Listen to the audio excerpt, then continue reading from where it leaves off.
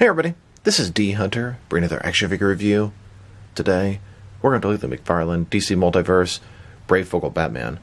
This is specifically based off the cover of Detective Comics number 587. I actually just read this issue this morning in preparation for this video. This is a McFarlane Toy Store exclusive gold label. Looks like he has a hard plastic or rubber cape as well as a cloth soft goods cape. And I've heard a lot of mixed things about this guy. I'm really excited for this guy, but I'm prepared for some possible disappointment as well. So let's take a look at the packaging. As you can see at the top, gold label. A gold label figure is simply a retailer exclusive, whether we Target or Walmart. This one is a McFarlane Toy Store exclusive. Age 12 plus, DC Multiverse Batman. Here he's in the package. We have a large sort of gargoyle, which is awesome. Cloth cape, plastic cape. Looks like we have 4 alternate hands, totaling 6 hands, Batarang, Rebreather, and Scarface's ventriloquist head. That's really cool. Little head of the dummy there, based off the way Breyfogle drew Scarface. He also has a collector's card back there. One side of the package, Batman from Detective Comics 587, Night People. That was the first of a 3-part story. Other side, Batman. At the bottom, there's the barcode, if that helps anybody. And the back side, here's the cover of Detective Comics 587, just like this figure is supposed to be, at least with one of the capes. So with no further ado, let's open him up. Alright, now that this figure out of the package, here he is with all the accessories laid out. We have a large gargoyle, Scarface's head, collector's card, 2 different capes, 6 different hands, Batarang and Rebreather. Before we take a look at all that, let's talk about and check out the figure. So this is Batman, based off of the artwork from Norm Breyfogle. This specific pose and cape is based off the cover of Detective Comics 587, but it's just supposed to be sort of a generic Breyfogle Batman. I think that's a really cool idea, making artist-specific Batman figures. And I've heard some mixed things online, mainly with the capes, the way it stays on, swapping, etc. So I'm looking forward and dreading to get to that part. He comes with a Scarface head, which is definitely not featured in this issue, but we'll talk about all that as we get to it. Right now, let's check out the Batman figure. So Breyfogle Batman, based off the Nightfall Batman body. I can see Nightfall chest, stomach, the hands, the wrists, but he has this pre-post cape, which is giant. It makes him super top heavy, so he wants to fall over, but the cape sort of sits there on the ground and helps support him. That does make him look just a tad leaning, but not by much. The cape itself looks good. Batman is done with really dark blue and dark gray color scheme. I like it. He's got those weird little points on the shoulders. It is sort of a Breyfogle head. White eyes, sort of triangular shape, square jaw, kind of big, long ears. He was a thick sort of neck and jawed Batman, but not like crazy big. Now the cape, done with hard plastic. I mean, it has the tiniest bit of give to it, but not much. You see all the different points. Looks like something Todd McFarlane would have drawn. It looks good. Not very practical for an action figure per se, but it does look good. And then, of course, that's the main issue. It doesn't really stay attached very well. We'll talk about that more in depth. But as you can see, a prime example of what people are complaining about. And a closer look at his face and head sculpt. It looks pretty good. I mean, the cowl itself looks kind of basic. The eyes are pure white, but that is exactly how it was drawn by Breyfogle most of the time. When I first saw it, I thought it looked kind of soft, kind of weak, but honestly, I totally get what they're going for. And they achieved it for the most part. The cowl does look kind of soft. I don't know, just something about the sculpt has like absolutely no detail to it. Couple quick thoughts on the figure. He's too dark. The cape and cowl is too dark. The gray is too dark. That's not how it's drawn in the comic. And the cover was not even that dark. Here is my copy of Detective Comics 587. Breyfogle. Here's Batman on the front. You can see some of the blue is really dark. Some of it's really light. The gray is considerably lighter than the figure. And inside of the issue, for example, this is about how Batman looks. Lighter gray, lighter blue, but darker shading on it. And you can kind of see the Breyfogle type Batman always has those pure white eyes, sort of triangular, sort of thicker neck and head area. Let's see if we can find a good one here. For example, I mean, look at that. Very straight. The ears, I don't know, the cowl just seems like it needs a little bit better detail on the figure, but they did get the essence of the face and sculpt pretty well. And then, here's the figure, broken down as far as he can go, with all of his removable parts detached. Now let's check out his accessories. Let's start off with the boring stuff. Now let's look at his collector's card. As you can see, it's a replica of Detective Comics number 587. Cape swung to the side, just like the pre-post cape that comes with the figure. And it just so happens, here is my original copy of Detective Comics 587. Now let's look at his display stand. This is a gargoyle, sort of the corner of a rooftop, done in gold. It's got a little bit of sort of wear, a little bit of weathering going on, not much. It's like a big eagle, I guess more so than a gargoyle, just a statue. Gargoyle on the side. It's got 2 pegs for the peg on his feet. That'll help him stand up. This would be cool with his pre-post cape, and it'll be nice to add this to my Gotham City on top of one of my buildings. This is how he could look on the display base. One knee sort of bent a little bit, 2 fists in the air, cape gliding in the wind. This would look really cool on a rooftop in Gotham City. Now let's look at his capes. And this is the part I've been dreading, because I've heard such bad things about this. Though there is no vanilla pose for this guy whatsoever, and I like to have a regular version of the figures. You have either this hard plastic thing that looks, right now, kind of like the T-1000 at the end of Terminator 2, exploded all up in the air, or you have the soft goods cape here, which I'm told is not very useful, doesn't just drape at his sides or anything. So, we know what we're getting here. Hard plastic thing. It's got a little sort of peg, goes into his shoulder, or torso. I'm told it's not that good. This guy's fully articulated at the top, regular sort of head articulation, ball joint, and that's it. Then we have this, and I haven't even messed with it yet. The same points. You can see the head will have to be removed and put onto this thing. And then you open it up, and it's got bendy wire. I can feel it. Here's a little clip type thing that I guess, I don't know.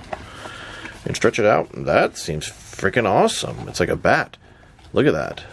But I understand you can't just have it be a regular cape, which is a little bit disappointing, I guess. I don't know. We'll see how it fits. But that looks awesome. Be a nice little Halloween prop. It looks like you can tab this over here to secure it if you wanted it wrapped around him. You could probably also tap it over his hand if you want him sort of holding the cape. It's got a bendy wire that goes here all the way down. Another one all the way across the top and all the way to the other side. No wire at the bottom. No wires on the side. Probably would help it a little bit. But man, this thing looks awesome so far. Really impressed with this. And tell you the truth, this doesn't look bad depending on which look you want. You might be able to try to recreate that with this. Probably not. But I like having these 2 different options. But it would be nice to have a third option of just sort of a more standard type cape. Here he is with his first cape. This is a pre-post cape. And I crouch his knees just slightly. I feel like if I have the knees all the way up, then it should be like this. But it kind of has them lean a tiny bit before the cape sits on the ground. Not a big deal, but just the tiniest little adjustment would make it look a little better. And people do complain. This is all you can do with the articulation. I'm holding this thing down right now. It goes up about that far, to the side about like that. If you go any further, it's just going to pop the thing right off. It doesn't like click into place here, so it's easy to do. I don't know, some people might want to glue it on there, whatever your heart desires. But just know the articulation is very limited. It will push this thing off very easily. The other one goes up a similar amount. It'll allow you to get some poses of this guy, but the weight of this thing can be an issue. And then here he is with the head swapped and the different cape. Now at first, when I was putting this on, it felt like it wasn't going to stay on at all. Let me show you. I was like, what the heck? It's not even like going on as tight as the other one. But I pushed down really hard, and it actually sort of locks into place. It's very secure on there, not like the other one. He's going to have the same issues, I'm sure. If you push the arm up too far, it's going to pop it out of place. Just know your limits, Mr. Wayne. Goes up this much. Head looks pretty good. And the cape looks pretty good. I like the body. I bet they're going to give us a single release of something very similar to this with a regular cape.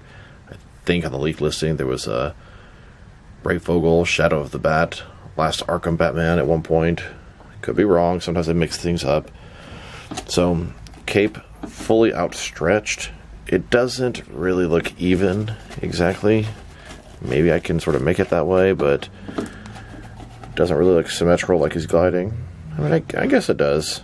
It just seems like this side's sort of up more, because I think you're supposed to recreate the cover.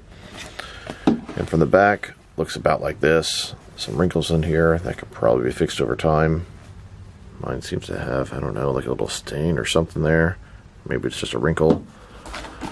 As a whole, so far, I'm pleased. Kind of curious, what's the most regular you can make this guy look? And what's the weirdest or sort of outlandish or stylized, whatever you can make him look? Here's about my best attempt to recreate the cover of Detective Comics. Now, I never said I was that good at posing capes, but you kind of got the cape kind of going back, up to the right, flowing in the wind, etc. It doesn't look quite right, and I don't think you can get it to look quite right. Honestly, it's a cool cape, and I play with it over time, and there's a lot of people that are really good at posing capes out there, and they can probably do some wonderful things with this. But personally, I feel like it would benefit from another 2 or maybe 3 bendy wires in the middle. Here's about the most vanilla pose you can get this cape. Now this side, not too bad. It kind of drapes down, just, you know, can straighten it up a little bit better. Have it kind of go to the side, you know, Batman cape dragging, but this one is totally different. It's almost like it's made to be wrapped over his arm, and maybe it is, but you can't really just have it sort of down at his side like I wish you could. I mean, it's supposed to be a really cool display piece, stylized, an art form. Not your traditional kind of action figure, I get it, but I would have liked to have had an option to do that as well. Here's Batman in one of those typical looks where he sort of has his arm draping his cape over his side, covering most of his body. I could do a little better job getting that cape straightened up, but you could see his arm sort of holding it across, and it works good like that. And I'm pretty confident this is not what you're supposed to do. Take the cape, drape it to the side, try to clip it. It just doesn't feel or look right. So I'm pretty sure either he's supposed to be draping the cape over one arm, sort of swinging it in front of him, and really need to work on straightening all this crap out. Or you just have it sort of wild and crazy going to the side, sort of replicating the cover. Those are really the 2 main options. And I guess you could try to make a gliding one, but the fact that it's not symmetrical makes that kind of weird. But even earlier, when I was trying to have it draped over here and just go to the side, you kind of just try to do different things, and then bam, this thing pops off.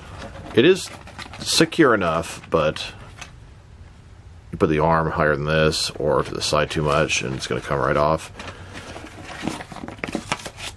Oh my god, get in there. Once you push it all the way on, it is nice and snug though. So it's not horrible by any means, but I do understand why people are frustrated with that. Now this is probably the most vanilla type pose you'll get out of this guy. But the fact that the cape is not symmetrical on either side means you have to sort of do something different with either side, and it just looks kind of weird. This one here, I was able to tuck the arm part behind there, and then it just sort of flows back down, and it looks okay. But then this side, you try to do something similar, and they don't look even, it just looks a little weird. But the closest to a regular Batman figure you'll get in a regular, just sort of normal standing pose. I'll tell you my quick thoughts on the cape. Not as bad as I expected. I heard a lot of complaints, and honestly, it's very frustrating when you're handling him, when you're trying to swap his hands and move his arms, and the cape's falling off, and you put it back, falling off, and you put it back, falling. But once you get it where it's supposed to be, it does a pretty good job and looks good. You're a little bit limited with how high the hands can be, but whatever. The cape can look really good, but it can also be very frustrating. I don't think it's nearly as bad. This one stays on a lot better, but it does pop off. But I was also sort of prepared about this. I saw a lot of people complaining about it, and so I came into this knowing it was going to be messed up, and that sort of softens a blow. If I had no idea, I'd probably be super mad right now. But I understand how to handle it, how far you're supposed to push the arms, and sort of how it's intended to be. And tell you the truth, I think I like it. It's unique, it's cool, limited, but allows you to do some really cool creative things with it. Now let's look at his hands. He has a total of 6 of them, 3 right hands and 3 left hands. Here he is with his first pair of hands. These are his fists. And here's his second pair of hands. This is a pair of gripping hands. And now his third pair of hands.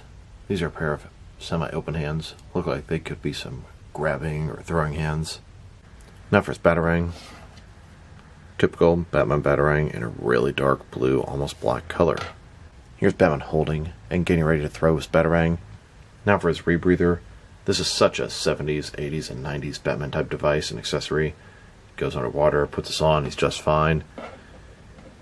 Pretty simple. Looks good. Looks like it slides right over his head. Great Batman accessory. Here's a look at Batman with that rebreather. If you can get it on him, it looks fantastic. But honestly, the rebreather is far too small to fit on his head properly. You'd think you can just slide over the top, put it over his mouth. Cool, but no. He'll have to take his head off. And personally, I've been having some problems with taking the head off. It takes the ball joint a lot of time with it. So I had to heat up the head, put the jaw joint back in there. I also heated up the rebreather to try to fit over his head. Now it looks okay, like so. You gotta take the head off, put it over the bottom, because it's just never gonna go that way. But honestly, it's even too small to do this. I had to heat it up. The head was sort of soft because I heated it up and I was able to do that. So they could have done a much better job in the execution of this. It looks fantastic. If you can get it on there. Maybe I stretched it out a little bit now and it'll be a little easier. I don't know. That does look good. If you can get it on. And honestly, now that I stretch it out a little bit, maybe it can fit on. Slide over his head. You know what? I really would hate to keep doing this and scratch the paint over this guy, but it looks like we have a winner at this point. Stretched it out a little bit, although it's still really, really tight and rough to do this. Oh my god. For this point, looks like you can slide it over the top and the bottom of his head. So, a little hot water, stretch out a little bit, made it a little easier to use. I would still highly recommend to go with the head off and go under the head as to avoid paint rub. Now let's look at Scarface's head. Scarface is the dummy that the ventriloquist controls, but it's more like the Scarface is controlling the ventriloquist because he's just that crazy. Now, I don't really know why this came with the head of Scarface. He was not in Detective Comics 587, but this is how Scarface looked when Breyfogle drew him. I believe this is from Batman Comics number 475 and 476. That's part of a three-part storyline. 475 was number 1. Then it continued into Detective Comics number 642. And then Part 3 was in Batman Comics 476. Breyfogle drew the 2 issues in Batman, and I believe it was Jim Aparo that drew Part 2 in Detective Comics. And I really like Aparo's art. I like Breyfogle's art too. Like I said, don't really know why this is included. Just a cool Easter egg for us collectors, I guess. So, Scarface's face. He's got a big scar across his nose and on his head. In the storyline, Scarface got shot up and destroyed, and they brought him back, and he was a little more beat up than usual. The color scheme, the almost blue on the hair and the red lips, is just signature to that particular storyline. He's on a little stick here, and I don't know why he's on a stick like this. That never happened in that comic. He was simply Scarface the entire time. At one point, he got shot up, then sort of declared dead, and eventually they brought him back. It is a cool Easter egg, and hopefully it's a clue as to an upcoming ventriloquist and Scarface figure. I would love this particular version. Here's Batman holding and looking at Scarface's head. They did something similar recently with the Damian Wayne Robin. Came with a broken Professor Pig mask, and I hope that means Professor Pig is coming. But if they're not, the Scarface head and the Professor Pig mask can be good trophies for the Batcave. Now let's look at the Scarface head, which is unusually oversized. It's actually bigger than Batman's head, which doesn't make sense because Scarface is a little dummy and he should be smaller. Let's check him out with some other ventriloquist and Scarface figures that I have. The ventriloquist name is Arnold Wesker, and he's just crazy and thinks that Scarface runs the little mob group. Here he is next to a couple of Batman the Animated Series Arnold Wesker and Scarface figures. The one on the left is old from, I believe, Kenner, and the one on the right is from DC Direct, a little bit larger scaled. And here, next to a couple of Mattel, the Batman animated ventriloquist and Scarface figures. On the left, the regular Scarface, and on the right, the Chase variant that came with snoots instead of Scarface, which I believe was only available in a large multi-pack. Then, next to a custom ventriloquist and Scarface that I have. And then here, next to a fill-in I use for the female version of the ventriloquist with Scarface. I believe in the New 52, the ventriloquist got killed and a female took over. This is the Scarface that came with the DC Direct Arkham Asylum Joker. And the female figure is a Battlestar Galactica Diamond Select figure. She looks like a woman in sort of fancy dress, just like the female ventriloquist does. And DC Direct even made sort of a Jokerized version of Scarface. This came with a Harley Quinn's Revenge DLC pack. And then here would be all of my different ventriloquist and Scarface type figures. By DC Direct, Kenner, Mattel, Customs, and Substitutes. I really, really hope McFarlane gives us a ventriloquist and Scarface figure, specifically based on Breyfogle artwork. Here's a look at a couple of action figures I use. That's Muggsy and Rhino. They're some of the signature henchmen that work for Scarface all the time. Rhino is always this giant, oversized brute, and Muggsy, a little smaller gangster. Now I'm going to check out the differences and similarities between this Breyfogle Batman and the Nightfall Batman. And they utilize the same base body, the same articulation, same sculpt. The biggest difference is going to be the cowl and the head are completely different, so is the paint job. So let's take a look. Obviously, head's totally different. We're well aware of that. It's just a swappable part. All this comes up and this comes down. He is on the smoother Nightfall body. This has a sculpted bat symbol on top of the chest. This one simply has it painted on, but it is the same. You can see the same little line there. Same wrinkles in the fabric below the bat symbol. The arms, exactly the same, and this guy could definitely use some bigger fins if we're talking about accuracy. Capsule belt in both of them, same diaper, same legs, same pointed boots. Of course, the cape and head are very different. So really the only difference is going to be the smooth out bat symbol on the chest, and then everything from the sort of cape cowl line and up.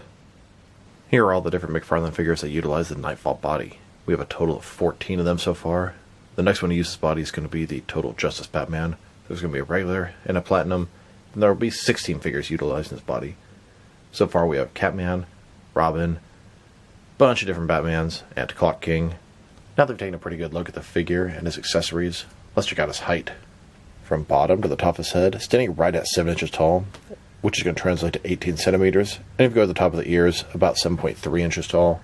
And for his articulation, starting with this head, of course, you can rotate side to side. He can look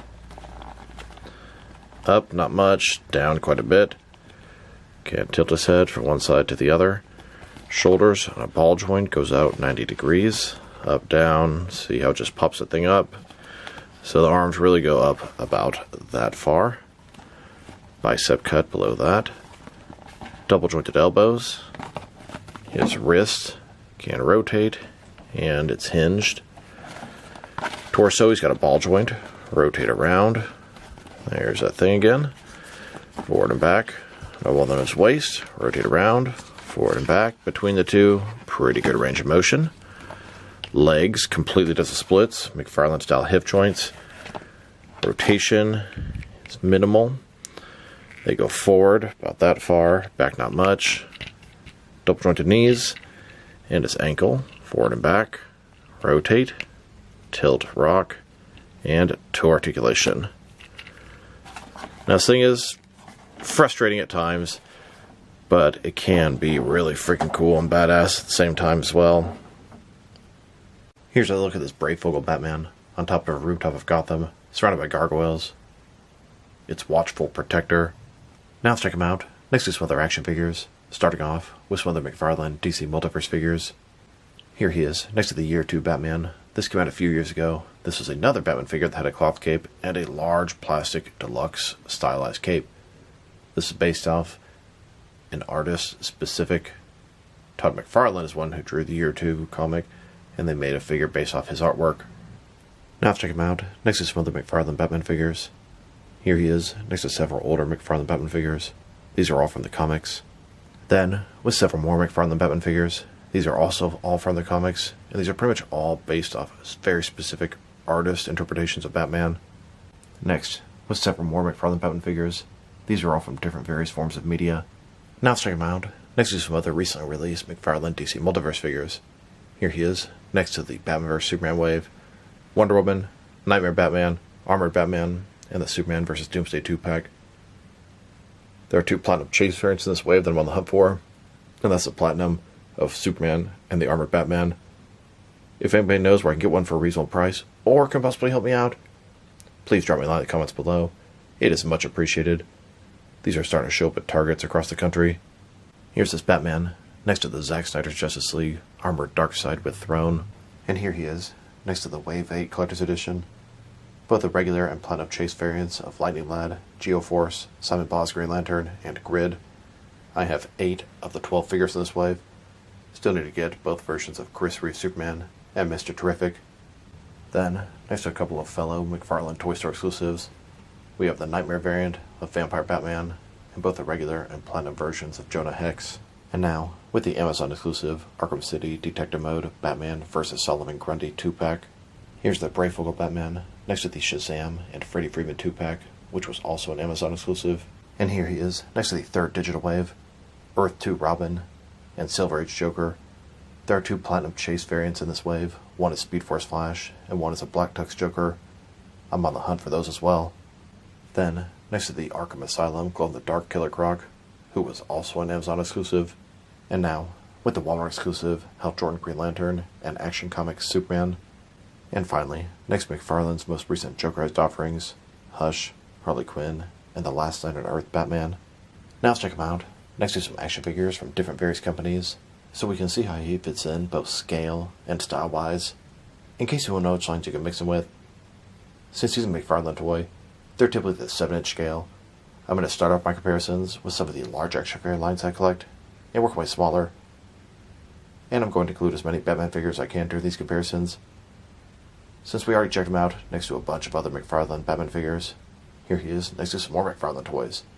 In front of you are 5 different action figure lines, all from McFarlane toys, all 7-inch scale. And now, with some Jack-specific wrestling figures and some Batman Select toys, here's Batman next to some fresh Basil. And here he is with some DC Direct and NECA Batman figures. Then, with both some Mattel and Jazzwares wrestling figures. And now, with some Mezco and Mattel Batman figures. Next, with some Mafex and Hasbro Marvel Legends. And finally, with some SH Figure Arts and Jazzwares Fortnite figures. So overall, this is a pretty nice Batman figure, but they kind of failed at some of the execution. Now, first of all, I really like the Nightfall Batman body. I think it's appropriate for this Batman. I think the color scheme is a little off.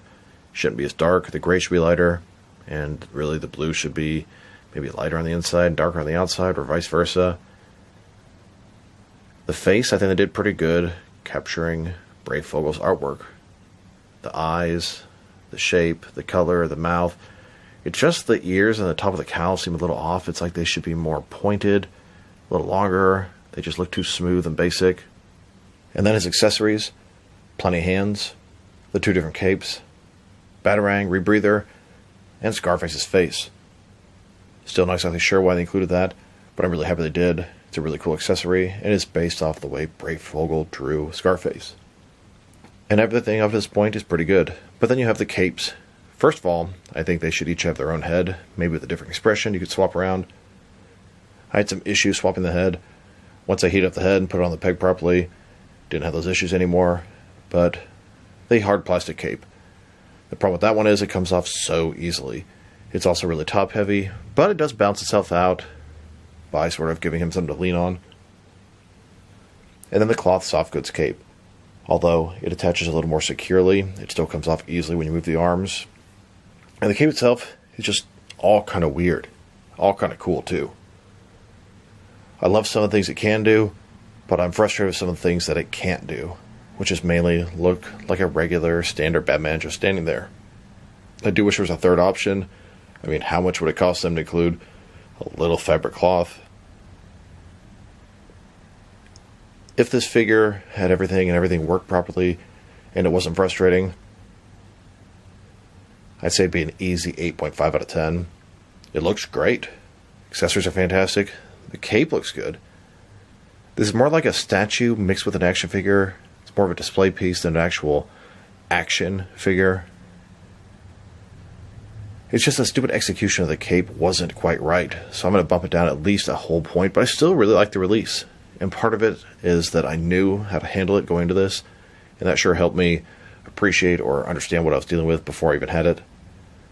So instead of an 8.5, I'm going to give it a 7.5, and some of you guys who have this may think that I'm giving it way too good a rating. I'm sure there are some people that are going to think I'm giving it way too low a rating. I think the figure is great. It's a really cool idea, but the execution needed to be thought out a little better. So this is D Hunter. Thank you guys for watching this video. If you liked the video, press like below. If you have anything you want to say to the video, add to the comment section. If you want to see additional action figure reviews from me, press subscribe. I do appreciate when you do that. Once again, this is D Hunter. Thank you for watching this video, and I'll talk to you guys real soon.